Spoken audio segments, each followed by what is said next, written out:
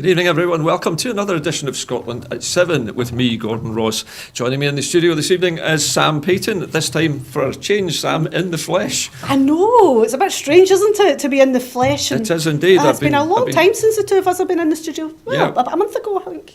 I can't remember how long it's been, but we've certainly been talking Skype on screen a lot of the time. Yeah, we have, yeah. Anyway, Sam, I'm going to just dive right into the coronavirus update first of all, and then we'll deal with our stories from there on. Now, as of 2 p.m. today, a total of 368,480 people in Scotland have been tested through NHS Scotland labs and a UK Government Regional Testing Centre. And of these, 349,786 have been confirmed negative. 18,694 were positive. There are 18 new cases, confirmed cases of COVID-19, and there are 0 reported deaths of people who have tested positive today. This will be an underestimate of the number of cases, with not everyone with the virus will display symptoms, and not everyone with symptoms will be tested. Of those who have been tested, 265 were in hospital last night, 3 of whom were in intensive care. The number of patients in Scotland who have now died from complications caused by the coronavirus COVID-19 infection remains at 2,491. This number only includes those who have died in hospital after receiving a positive test for the virus. The latest UK daily figures that are available today show that 46,210 patients who tested positive for COVID-19 have sadly died from their illness, an increase of 9. This number refers to deaths in all settings and not just hospitals. Now to the rest of today's stories. A COVID-19 outbreak in Aberdeen is being investigated. The First Minister, Nicola Sturgeon, has criticised people ignoring social distancing rules while socialising at bars across Scotland this weekend. This morning, the First Minister retweeted a post by Stephen Flynn, the MP for Aberdeen, in which he said he was scunnered by the photographs which showed crowds in the Aberdeen city centre on Saturday night, adding COVID-19 has not gone away, as evident from this cluster linked to the Hawthorne bar.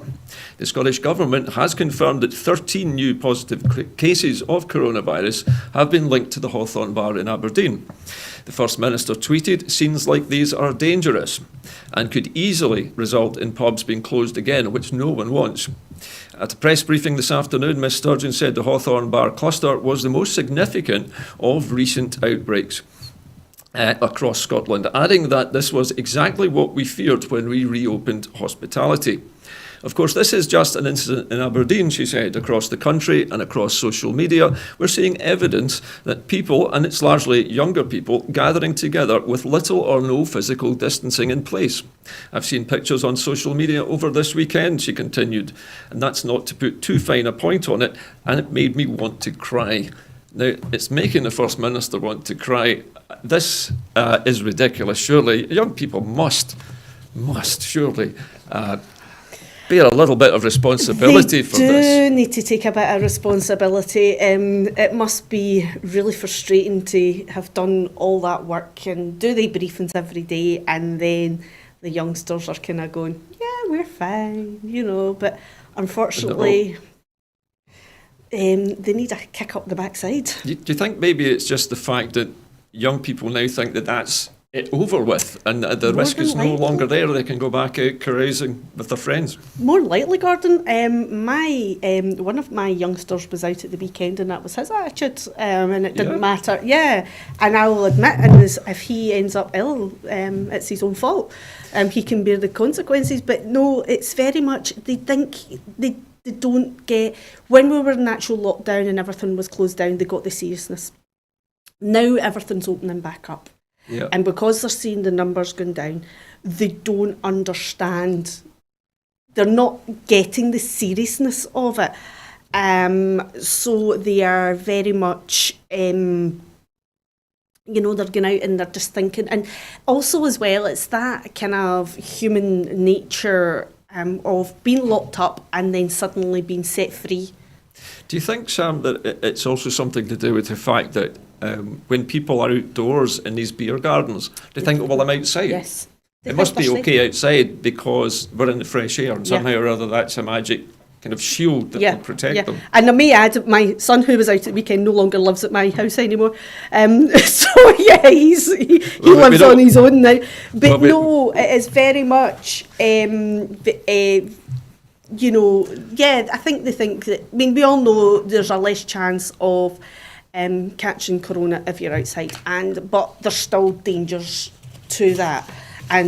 But with the young ones, I think, and even people of our age group, I think they think it's that kind of mentality. I'm outside, so I'm safe, not realising the risks are less, but the risks are still there. Well, I must admit, Sam, I was in the Highlands over the weekend for my wedding anniversary, and everywhere we went up in Perthshire, people seemed to be very rigidly sticking to the social distancing, even outside in these beer tents.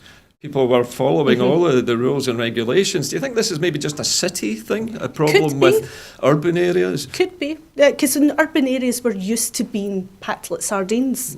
You know, that's the kind of normality. Whereas when you go to more kind of country kind of areas, you know, people are used to having space. So it could be that as well, Gordon. That's quite interesting. It could be that, yeah. It's maybe just that fact that in the countryside people are used to being a bit more distant from each other. Yeah, because there's less people around, so it could be that. But that's quite an interesting way, you look at it. Whereas in the cities and things, people are more used to that sardine. Interestingly, when I was at Dunkeld just on Saturday, across the bridge, at Dunkeld Bridge, there is one-way foot traffic on one side, and there are arrows with footprints, and there's one way on the opposite side, because they didn't want people passing each other and walking into the road. That makes sense. And they even had that on the pavement all the way through the village as well, that people were to be on one side or the other, and actually, by and large, people were obeying it. Yeah. That would make a lot of sense, especially, you know, in small villages and things. And I have at Balloch, they don't have anything like that. And you know what Balloch's like, it's quite small, quite tight-knit. And at the moment, it's just an absolute nightmare. I mean, I've stayed away from Balloch at the moment because there's just far too many people. But it would make sense to have something like that on Balloch Bridge. You know, a one-way system. Maybe that's something for the future. Yeah. Anyway, I'm just going to move on to our next story, Sam. We'll come back to that subject later on, perhaps. Okay, there is now apparently a 90-minute coronavirus test available. Millions of COVID-19 tests able to detect the virus within 90 minutes will be rolled out to hospitals, care homes and laboratories in England and Wales to boost capacity in the coming months, the English Health Minister said on Monday. They will comprise 5.8 million tests using DNA and 450,000 swab tests. Neither will need to be administered by a health professional, said Matt Hancock. The fact that these tests can detect flu as well as COVID-19 will be hugely beneficial as we head into winter, so patients can follow the right advice to protect themselves and others, he said. At today's media briefing, the Scottish Health Minister said that the 90-minute test would also be available in Scotland once they had been evaluated and proven to be as effective as identifying COVID-19 as the current testing method.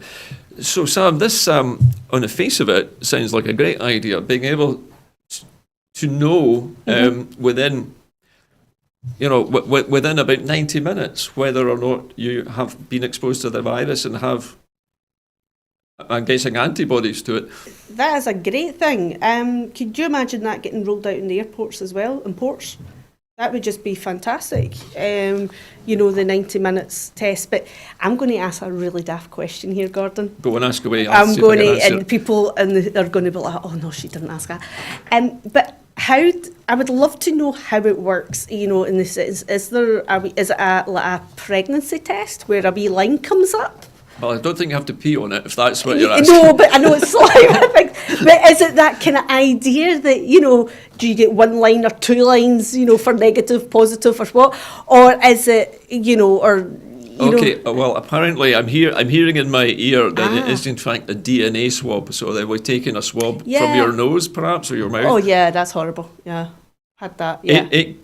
So it's possibly a blood test. We're not certain at the moment. Yeah, but for that 90 minutes, how do they know, we know how they take the test, but how do they test the test, if you know what I mean, to get the results? So is it, a wee indicator, or a wee kind of, like pregnancy test? At the moment, we don't have all that information. Yeah, what we can say at the moment is it's a test using DNA and nearly 500,000 swab tests. So I'm assuming it's very similar to the Q-tip up the nose. Yes, the Q-tip up the nose, yes, we've all been doing, yeah.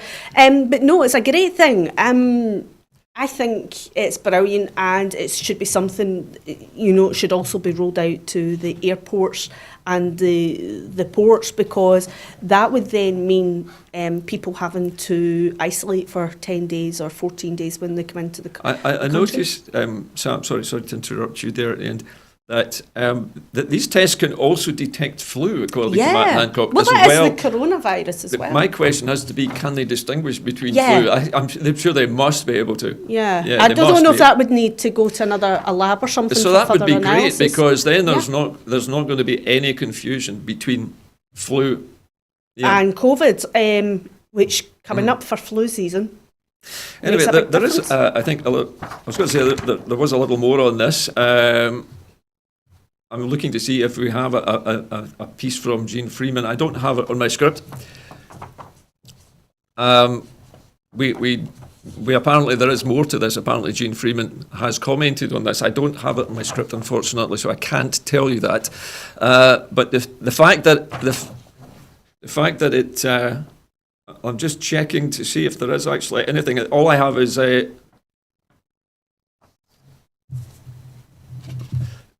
we don't have it on our script at the moment for... We could always come back to it. I beg your pardon. We do have it. Here it is. I've just read past it for a moment. My fault entirely. The Scottish Health Minister has said the 90-minute tests would also be available in Scotland after they had been evaluated. Now, that, I think, is an important caveat. So the Scottish Government wants to see how well this works in England first. This is an unusual thing for some... We're just to be the guinea pigs. They want to evaluate it. I'm presuming they want to evaluate it themselves in Scotland. Yeah, and which is quite right, because we need to know. And it has to be proven to be effective at identifying COVID-19, as effective as the current method they've said in Scottish because there's no point introducing something if it's not going to be effective. So, but it's nice to know we're not being guinea pigs for a change. So, normally Scotland's a guinea pig. It's unusual, isn't it? That we're not going to have it tested out on us without our Scottish Government checking it first of all. Yeah. So I think at least this is reassuring. I think the biggest thing for me in this is the fact that you can detect flu as well. I mean, that's going to make it so much easier come the winter. Mm-hmm. Everybody was very worried about the fact that might not be able to tell the difference between the symptoms. Yeah. And it was going to cause a big problem for the NHS. Because there'll be a lot of people panicking who may just... But saying that, I mean, the flu is serious as well. Lots of people lose their lives through the flu as well. So it's being able to distinguish between the two viruses, which is the main thing. It can also apparently distinguish between colds and flu. That would even be better. It seems to be very accurate. So I think this will be a game changer for the NHS come the winter. It will, and it'll be a game changer even for businesses and everyday alike. Even for people's, getting on with life as well, and being able to know when. And as long as the Scottish Government has said, and Jean Freeman has said, as long as it's as effective as the current accurate test that they have just now. So it's basically saying it must have the same level of accuracy before they will accept it. So I think we can take that to the bank that they're not going to experiment on us with something unproven. Yeah, definitely. Now, our next story, somewhere in here, because I think my script has been the joys of going back to slightly muddled. Hang about. Here it is. Oh, there we go. Here it is. Okay. Now, moving across completely from Scotland and the United Kingdom, technically speaking, over towards Ireland now for this story. And it's been announced that John Hume has died aged 83. John Hume, the former SDLP leader and Nobel Peace Prize winner and a leading player in the Northern Ireland peace process, has died at the age of 83. His death marks the passing of one of the most important Irish political leaders of the 20th century, whose ideas of compromise, opposition to violence and cross-community outreach underpinned the principles of the 1998 Good Friday Agreement. Hume was described on Monday as the man who kept hope alive during the darkest days of the Northern Ireland Troubles, as world leaders led the tributes to him. The former US President, Bill Clinton, who became Hume's friend, described him as the Martin Luther King of the Irish conflict, while Ireland's President, Michael D. Higgins, said that he had transformed and remodelled politics in Ireland and praised his personal bravery and leadership. In a statement on Monday morning, his family confirmed that Hume had died in a nursing home near his native Derry. He had dementia for many years.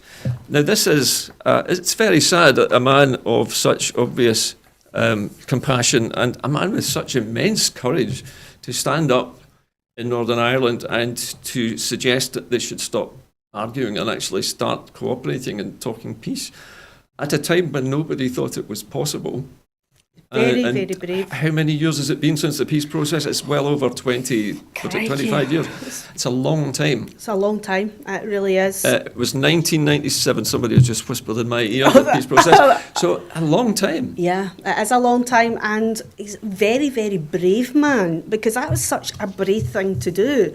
And it's, I mean, he has changed the course of what was happening in Ireland. He really did, and you know, and he was just. I mean, this afternoon I flung on the news for a wee while, and you seen all the kind of people, you know, making statements and things about John Hume and his wife Pat Hume as well, because they were saying that she was his main advisor, you know, she was his rock. It's nearly always in these situations a partner involved with a person like that. And you know, and it was lovely to see people commemorating and her as well, and her, you know, her position in all this as well, because as much as John Hume was the face of it and everything, Pat had a huge part of it as well. You know, and it was just lovely to hear everybody, even people who didn't always agree with him, but the respect that was there. Even though people may not have agreed with him politically, or they had their disagreements, you know, or they disagreed about how they went about the peace process or whatever, it was the fact, the amount of respect, it was always there for the man. Well, I think which is commendable. I think what Tony Blair, as well as Bill Clinton, came out with some glowing praise as well today. Yeah. And also spokesperson for Sinn Féin as well, I think. Yeah, Jerry today. Adams was talking today as well. Yeah, about the role that John Hume played, and of course David Trimble was his opposite number, if you like, in this. And Trimble also had amazing things to say about the man. I think for me that the thing that stands out for me in terms of the praise was to be compared to Martin Luther King. I think must be the ultimate accolade for any political figure. It is, and the one thing it came out for me was the fact he never lost hope of being able to ratify without violence. It was that hope, even in the darkest of days, it was that we can do this without hope. We can, and it was just that. Just an amazing human being, you know, to have that much confidence and hope and faith. And he persuaded both the north and the south of the island of Ireland to put down their weapons and to end the armed struggles for good. And so it has carried on since to most all intents and purposes. There's not many human beings like that in the world, is there? We don't produce a lot of them, and they are gems when they come along. Well, he certainly deserves everybody's praise, and definitely. I don't know of anybody who has anything negative to say about John Hume today, or at any other point actually. However, there has to be a contrast in life between people like John Hume and perhaps other political figures. Yeah. And our next story is a little bit along those lines. Now, on Radio 4's programme today, the Business Minister, Zadim Zahawi, had refused to confirm whether the government's chief whip was told about claims against a Conservative MP by his alleged victim 4 months before he was arrested on suspicion of rape. It's understood that the woman in her 20s, a former parliamentary staffer, spoke to the chief whip, Mark Spencer, in April. Last week, the woman told the Times that Spencer had taken no action. She has since contacted the police, alleging rape, a violent sexual assault and coercive control by the MP, who has not been named. She reported 4 incidents alleged to have taken place between July 2019 and January 2020 in Westminster, in Lambeth and in Hackney. She alleged that the MP assaulted her, forced her to have sex and left her so traumatised that she had to go to hospital. He was taken into custody in East London early on Saturday and released on bail at a date later this month. Spencer has denied that the woman made any allegations of a sexual nature in his conversation with her, but he acknowledges that she reported abusive behaviour and threats. He also advised her to go to the Independent Complaints and Grievances Scheme, the ICGS. A fellow Conservative MP also raised the woman's allegation with Spencer and Jacob Rees-Mogg, the leader of the House of Commons. After speaking to the alleged victim a month ago, Rees-Mogg did not speak to the alleged victim, but encouraged the fellow MP to advise the alleged victim to go to the police, sources have said. So she obviously has now gone to the police. But the question is, did the chief whip know about the rape claims at the time? Regardless of whether he knew or he didn't know, at the end of the day, the way they're dealing with it is absolutely atrocious. I commend the women going to the police. That is a very, very brave thing to do. And it's a long process. Now, if the woman has said that she had the chief whip has said that the woman had came along and made claims of other nature. Yep. The thing is, MD knowing anything about abuse, regardless of what type of abuse, generally the person won't come out and just say the kind of worst case scenario, what's just happened to them. What they'll do is they'll say the small piece, they don't like to talk about the worst item. And it's basically what they want to know is the person they're talking to going to believe them and going to take this serious? If he has gave, the chances are, now I'm only speculating here, if the chances are that she's went along and said, and at that point, the rape might have not have actually happened at that point, we don't know, or maybe she was, testing the water to see if he was going to believe her or not. But depending on his persona, his body language, his wording, his everything. She did apparently. She's according to she. The events happened in 2019. Yes, so it would July, have happened. Some of which I'm not sure all of it. She said 4 incidents alleged to have taken place between July last year and January this year. So it's a possibility when she spoke to the chief whip. What she's doing is trying to work out are they going to believe her. She's trying to open a dialogue to see if she would be believed. And then to be whatever's happened, and they've told her to take it to the complaints and whatever. They've not reading between the lines. They've not really taken that serious. Do you think, Sam, the question here surely is, why has this MP not had the whip withdrawn? Is it because it would? Is he, if he's still an MP? I mean, if he's still an MP, is that going to identify him, isn't it? Yeah. Well, the thing is, at the end of the day, the whip should be withdrawn, and at the end of the day, he should be suspended, because if he's a sitting MP, he is going into Parliament. We do not know if there's anybody else that he may have coercive control or just being rude or abusive towards. You don't know. He should not be in the place of work. This happened in the place of work. He should not be in the place of work. He should not be there, regardless. It's not clear from this report, actually, having reread it, whether this particular MP is still a sitting MP. I Well, believe. supposedly he I believe is. it's been said that he's a former minister. He's a former minister, a sitting MP.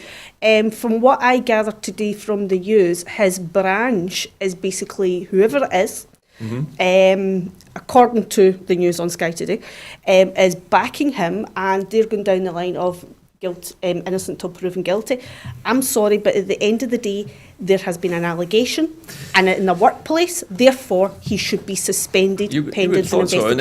In any other employment, he would have been suspended pending Yeah, an it doesn't matter where, investigation. and I think this is disgusting that he hasn't. What does that say about how Parliament as a whole, Westminster, deals with these allegations? It doesn't matter. I mean, the fact, how does this deal with how the Tories deal with it, but also how Parliament as a whole, Westminster, deal with these allegations. I'm sorry, I'm going to start now. It's all right, Sam. Is this when you bang the table?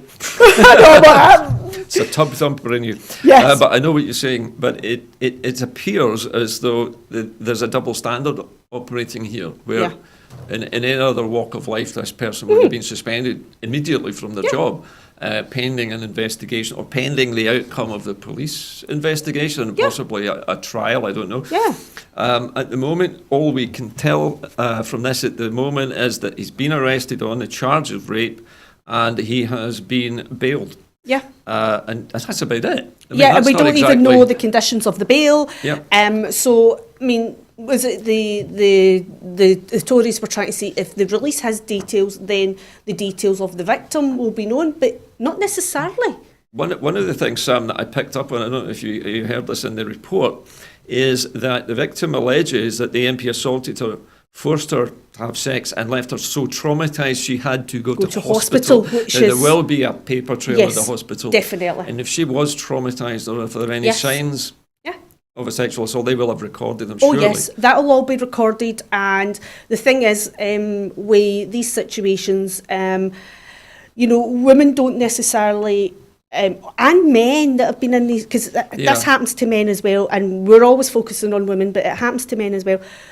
When people are in these situations where they have been sexually assaulted, they don't always go to the police immediately, because sometimes the brain just takes a wee while to process, and even if you've got physical injuries, it's that of going to the police. It strikes me, which is a normal thing. I was going to say, it strikes me that if she was so traumatised that she had to go to hospital, she knew how serious that was. Yes, she knew, but it was just getting that confidence up. She must have known it was important to go to the hospital as well.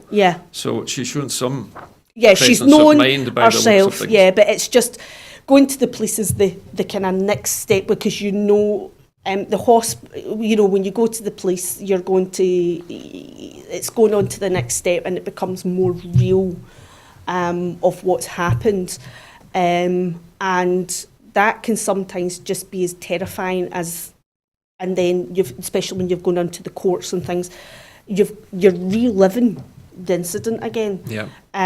So, I mean, she is very, very, very brave, and to go to the police, obviously she's had to go to hospital for whatever injuries and things, but to go to the police and take it this far, she is a very, very brave woman, and to be up against...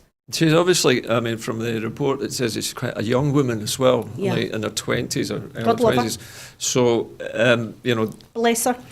The thing is, I mean, it just looks as if the Tories, and this is my own opinion, completely, are just putting a safety net round this particular person, which is wrong. The safety net should be going round the victim, not this person. And that, I mean, I had to come off the last few days. I've not really been on social media as much.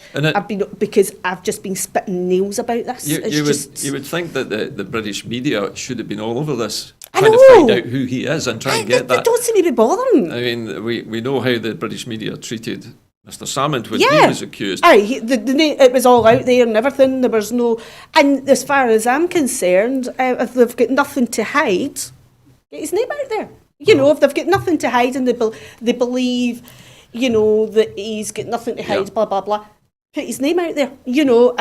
Suspend the man, do things properly, go by the proper procedures. I think it's fair to say, Sam, that he has been charged apparently, and in Scottish law at least, if you're charged, then your name can be revealed, usually in Scottish law. I'm not sure if it's the same in Westminster. I'm not sure about England, but I just feel as if this man has the case can't be discussed, but I think the identity could be known. Yeah, the identity, definitely. But I just feel as if there's been a safety net put round this man instead of the victim, and that is so wrong. And at the end of the day, but then again, the way this Tory government, they just seem to think they're above the law, and this is just another, and it's horrendous. And I hope this woman goes the whole way. I hope she's got the courage to go through the court and go through the whole procedure. Well, I mean, she started the process, yes, Sam. I hope she keeps going. I really do, and I hope people support her. I really do hope she's got the support, and I'm sure she will have all the support she needs with the police, the hospital, rape crisis and things.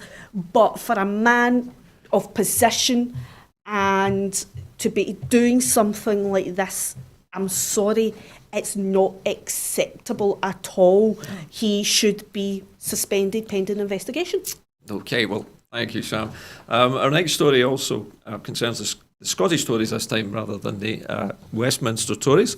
And this is a case of how the new Scottish Tory party is going to look. Now, a leading Tory MSP has said that the Scottish Tories will be a Boris-backing, Brexit-positive party under Douglas Ross, confirming that the new Tory leader will be Boris Johnson's man in Scotland. Despite comments that she was happy Jackson Carlaw is gone and that she wouldn't allow a stitch-up to pick a new leader, right-wing former leadership contender Michelle Ballantyne has now agreed to support Douglas Ross on condition that he reforms the Scottish Tories.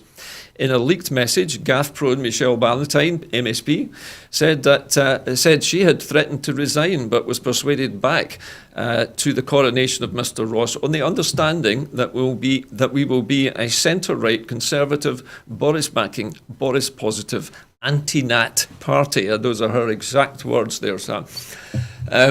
So I can see from your reaction, Sam, that this amuses you somewhat. Oh my goodness. What do you think? Oh, I wish I could say on here, but I think, but I can't. So you'll get the kind of try and do the professional response. Is this a positive move, do you think, for the Scottish Conservative Party? Well, it's a positive move for the independence movement, isn't it? You think they may be doing the independence movement's work honestly, for them? They are, aren't they? They really are. Really, Boris backing Brexit positive centre, right? Oh, wonderful. Absolutely. All there in the one phrase. Douglas Ross might as well get his wee strings attached to his wrists and his feet and his wee sticks, and because all he's going to be is be a puppet, really. But if we find out why Carlo has gone?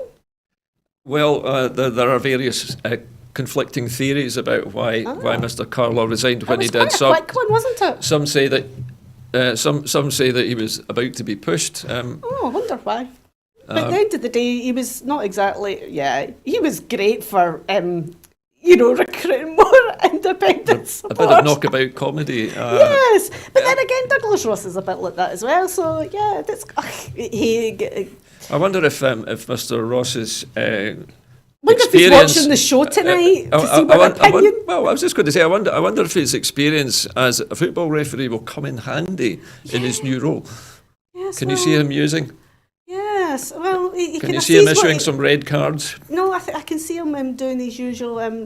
Referees are awfully good at seeing what they want to see and not seeing what they don't want to see. Not visiting Specsavers when they really had the chance. Yes. So I think we can see more of that. Would you reckon, Gordon? Who's the Tory in the black? Yes. We need to go to. Do you think he's going to still do a bit of refereeing?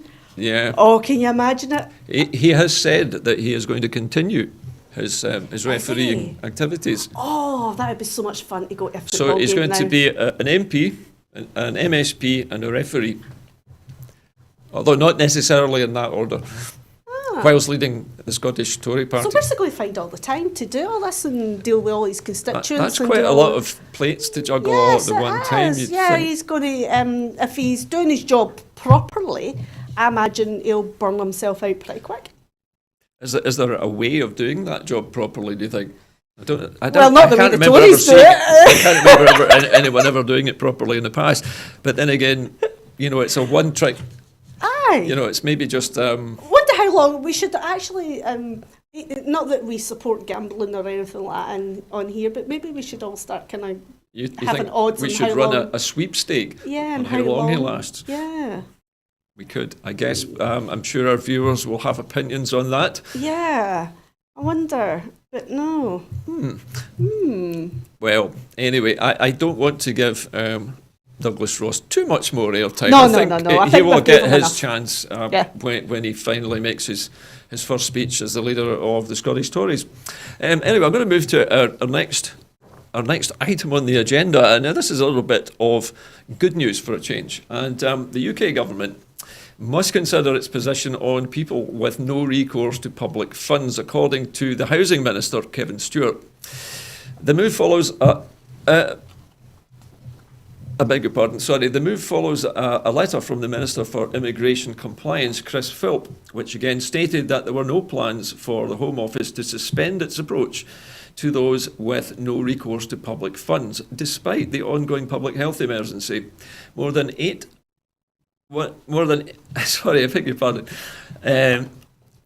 £875,000 has been provided by the Scottish Government and local authorities during the COVID-19 pandemic to ensure that people with no access to financial support are kept safe and secure.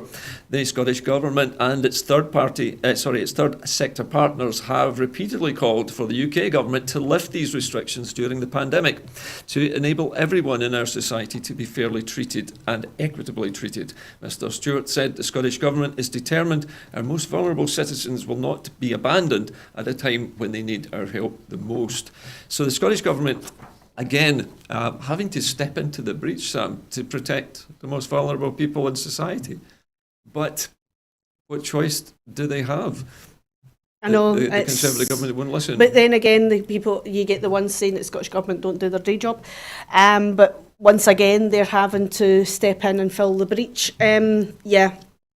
But then again, that just goes to show you the kind of humanity we've got here in Scotland. But I know there's been many people let down right across the COVID and even pre-COVID and probably post-COVID. We need to come up with a better system, to safeguard the most vulnerable in this society. We really do.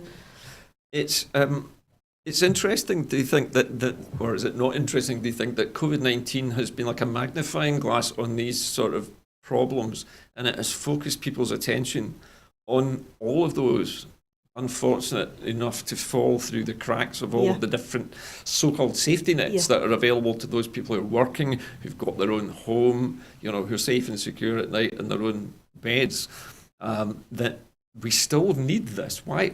In this day and age, you would think we shouldn't need to be doing this. I think you're right, Gordon. I think it has been a magnifying glass on everything that has been wrong in society up until now.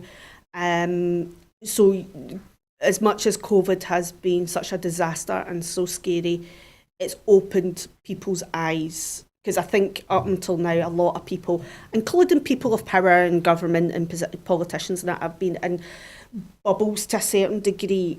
Yes, they're aware, they read the reports, they see the campaigners, they see the activists, but they don't actually maybe experience it. And whereas with COVID-19, that's brought everything to the forefront, it's, it's there, you can't hide from it. Do you think it's levelled things a bit, Sam? I don't know. Or just provided an unpleasant experience for those who don't I don't normally know. I would like to think that it's opened up a lot of conversations, and it's made people more aware of what's wrong in society, and maybe levelled up the playing field and made, and I would like to see that there be more equality and things and more security for the most vulnerable. But whether that happens in reality is another thing. The end of the day, it's only us ourselves as people to take responsibility. Do you think that the idea that this magnifying glass has shown us all of these areas where the Scottish Government wants to do better, it wants to provide that safety net for our own people, or people who are struggling here, and yet they're not able to get that help from London and not prepared to give the additional fund, or even the powers just to borrow the money seem to be denied us. That's the thing, Gordon, with this, it's opened it up, it's opened people's eyes up to how much restrictions are put on the Scottish Government in terms of being able to borrow money and do all these wonderful things. And we've had this conversation a few times on the show. I see, because I'm not used to being in the studio, I keep going like that to us, and so I apologise everybody if I'm making you seasick. But no, it's very much there's so much more we could do as a nation if we had the powers and if we were independent.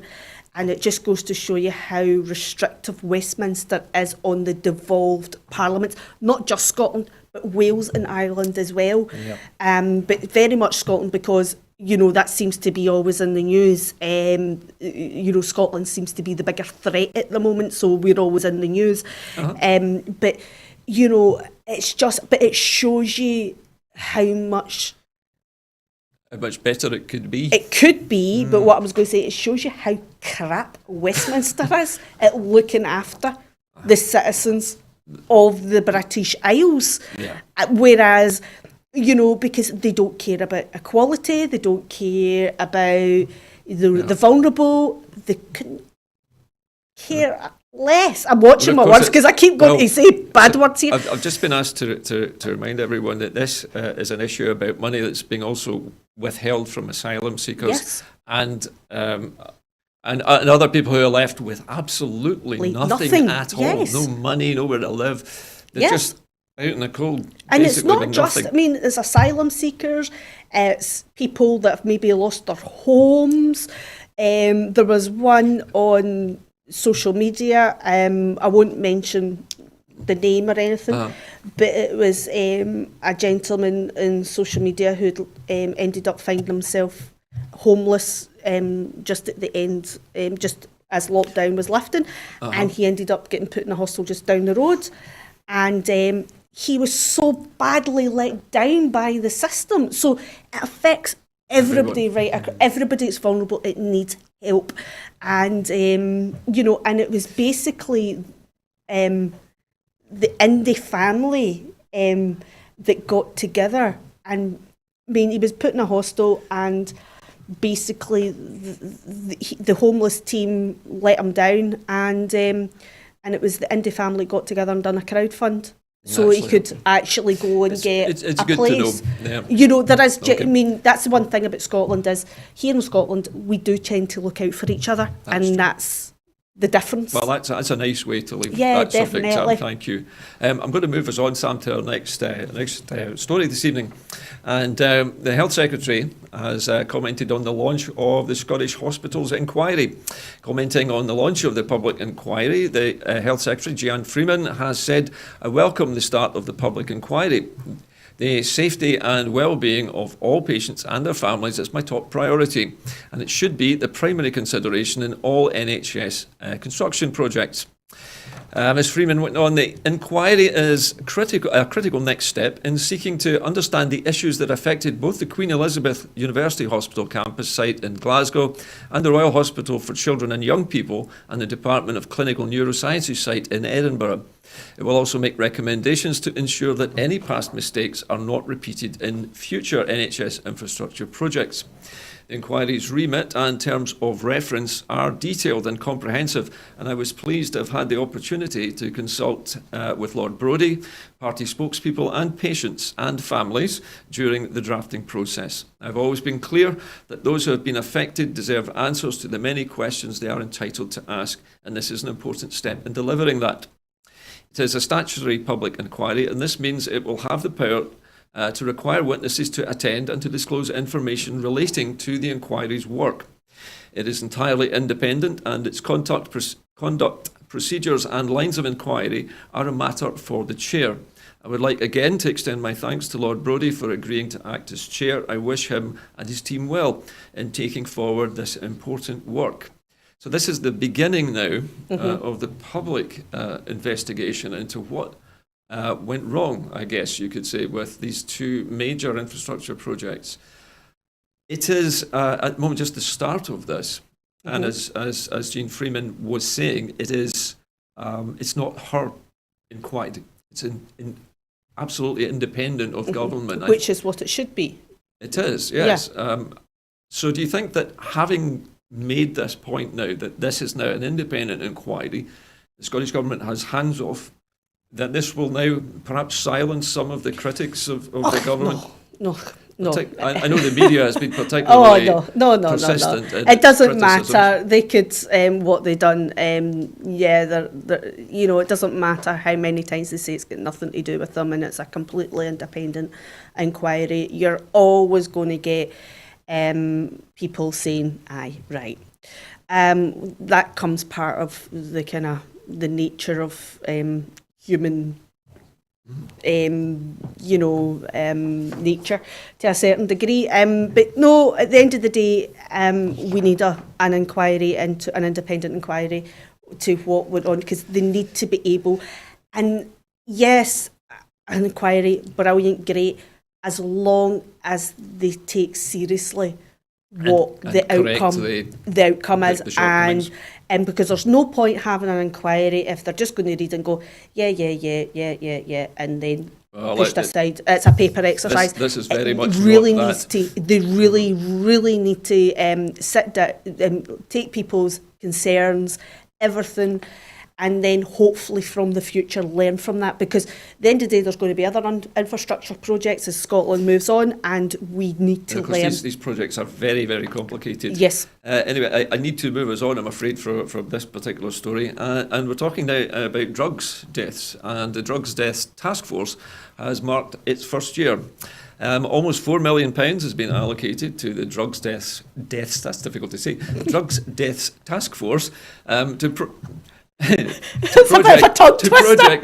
support its work reducing the harm and deaths.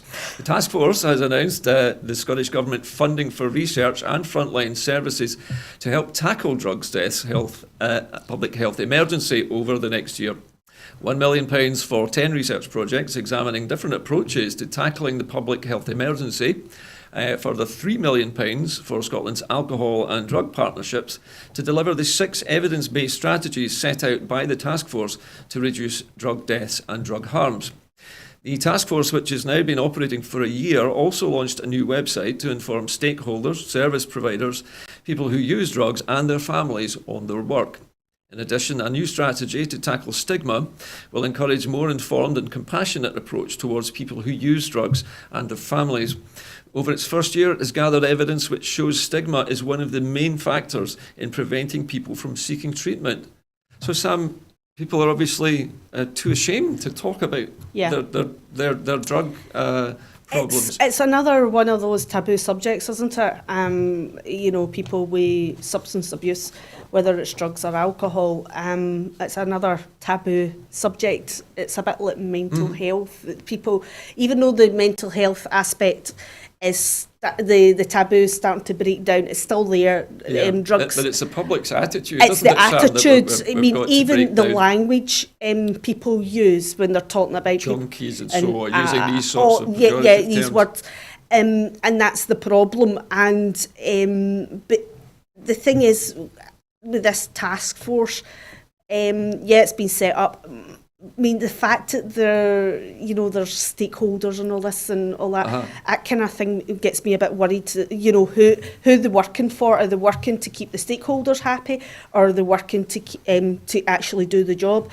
The thing is, people with drug and substance abuse. Sam, sorry, I just wanted to clear something up. When they use the word stakeholders in this, I think they're talking just about anyone who has an interest in the drugs problem. It'll be all your different agencies and things like that. But also as well, but even in the sense of that, Some are better than others in dealing with these. It's the same as everything. You've got various agencies, helplines and help things. But what they really need to do is, tackle the problem with people who've already got a problem, and look into their so you mean maybe sort of lifestyle change it to a public health sort of message rather than a... But also as well, they need to get down to the kind of core, which is why do people end up in that situation? Yeah. So is it education? Is it poverty? It could be a kind of combination of all of these factors. Is it stress at work? Because because people always assume alcohol and drugs are to do with poverty and things, and they automatically think it's the deprived areas. Is there to debunk. Yes, but the thing is, there's a certain amount of drug abuse and alcohol abuse where it's people in high-powered jobs, because that's how they deal with. It goes under the radar. It goes under the radar. There's still a problem there. So they need to look into all this, and it's about lifestyle. But of course, we're talking about drug deaths here, Sam. So maybe these high flyers with their cocaine habits maybe. are not who we're talking about. Maybe. We're really talking about, I guess, the ageing population of drug users. But again, in order to even to get to prevent for the deaths, you still need to start at the beginning somewhere. And it's all about lifestyle. Well, it's certainly which is a tough one. Yeah, I mean, this new initiative is treating it as a public health emergency rather than a criminal offence or a problem with just some people. No, it's got to be a public health issue, not a criminal or anything like that. Definitely, definitely. Okay, Sam, we're going to move on to the next story. And this is news that there is to be a further £50 million made available for the social care sector. Following an agreement with the Scottish Government and COSLA, the funding will be allocated to Integration Joint Boards, IJBs, across Scotland to ensure the sustainability of the social care sector throughout the ongoing pandemic. The additional resource comes on top of £50 million previously allocated to the social care sector in May for COVID-19 related costs. Scotland's 31 health and social care partnerships have all put in place mobilisation plans, and any additional expenditure will be expected to align with these plans.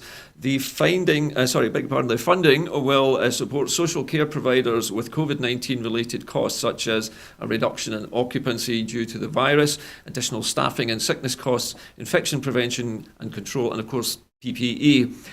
So the Scottish Government also feels that the social care sector is now pretty much run out of the initial funding that they've given and is now needing a top-up. They wouldn't obviously be wanting to do this unless they felt they needed to continue this through. That this is now this is an allocation for the joint boards across Scotland to ensure the sustainability of the sector. How important is the care sector sustainability to the Scottish? Hugely important. Really, really crikey. That should be a way up there in priorities. At the end of the day, COVID's not disappeared, it's still there. There's so many people, even though we're saying, people don't need to be shielding and all the other advice and that, there are so many people out there who still need to be very careful, who do need a lot of care and help. This money will be badly needed and very welcome to keep up. Of course, we forget, don't we, Sam, that people who are in the care industry themselves, the people who are doing the caring, they often end up being victims of COVID-19 themselves. Exactly. And the costs of trying to find staff to replace them, especially agency staff, I would imagine would be enormous. And so again, how else can you make it sustainable but by helping to provide that? Yeah, because you need to be able to have bank staff that can step in if other staff fall victims to COVID-19 or any other illnesses, so... I suppose so, yeah. Yeah, so it's keeping that level of care, and we do have an ageing population as well. So, and it's been able to look after people in their golden years. And of course, the people who are being looked after, they don't have any choice in the matter. No, they don't. They have to be looked after. They do. can't take a day off from being looked after. I know. Because somebody's A not lot of people. I mean, I know. I can just imagine. When I'm old and grey and smelly, I won't be the most. I pity anybody that ends up looking after me. I probably will be really crabby and whatever, because it's just taking away that independence and taking away that wee bit of, But that's where I think the humanity comes yeah, into the humanity, You need yes. to have a good relationship You as a carer. do. So, so it's so vitally important that you get the right people, and the standards are kept, definitely. All right, Sam, thank you. Well, on to our final story this evening. This is, it's a little different, let's put it that way. This is a cycle repair scheme that's about to be launched to keep Scotland pedalling. The cycle repair scheme has opened to the public. It's funded by the Scottish Government and delivered through Cycling UK and participating retailers to provide free bike repair and maintenance worth up to a value of £50. This will encourage old bikes out of storage and back onto our roads, as well as keeping well-used bikes pedalling smoothly and safely, thanks to the skills and services of bike mechanics right across Scotland. Inclusivity and accessibility are at the heart of the scheme. All cycles are welcome, including adult and child bikes, tandems, trikes, hand cycles, non-standard and adapted bikes. People who use manual wheelchairs are also eligible to access free repairs. This is part of Scottish Government's response to the COVID-19 crisis, which includes the £30 million Spaces for People temporary infrastructure initiative and other behavioural change programmes. Scotland's cycle repair scheme will help maintain the positive increase in the numbers of people we have seen cycling across the country, whilst helping to manage demand for public transport. A total of 30,000 repairs are available across Scotland, providing more people with access to greener and healthier travel options as we continue to move through the Scottish Government route map to recovery. Almost 100 bike shops, from Shetland to Dumfries, are already signed up to the scheme, with many more expected to join in the coming days. Primarily, the scheme is aimed at people who wouldn't otherwise be able to afford those repairs. No voucher or registration is required, just contact a local participating bike shop. By doing so, the public will help to provide a guaranteed source of income for these shops, while at the same time benefiting from free professional repairs. Repairs of up to £50 per person are available on a first-come, first-served basis until the £1.5 million fund has been exhausted. So you'll have to get pedalling if you want to get down to your bike shop to take advantage of this. Sam, what a great idea. It's brilliant. I don't know about you, but during lockdown, we actually were cycling a lot more. That was part of our daily exercise. But also as well, my car had went into the garage just before lockdown.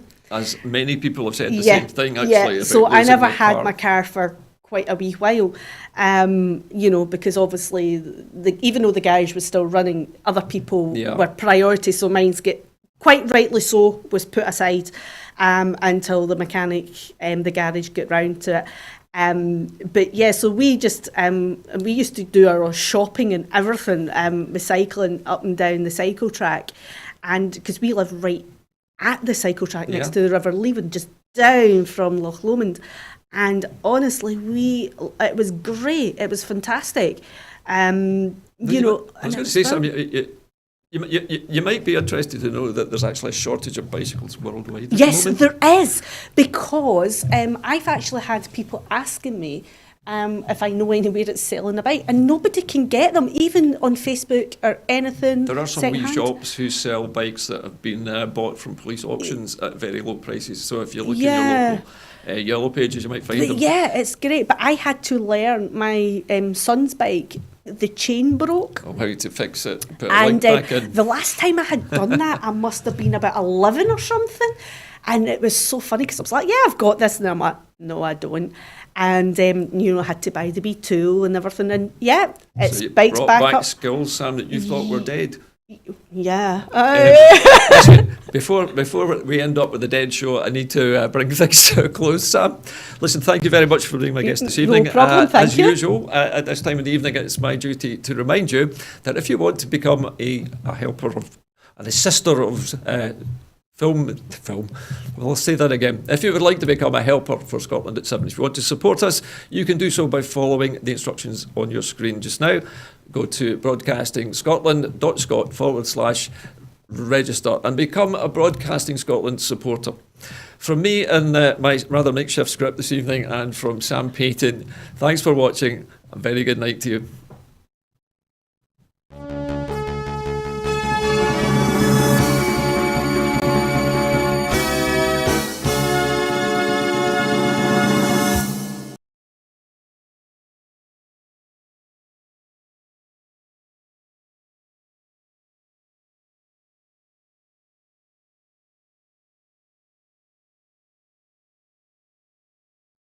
Hooray.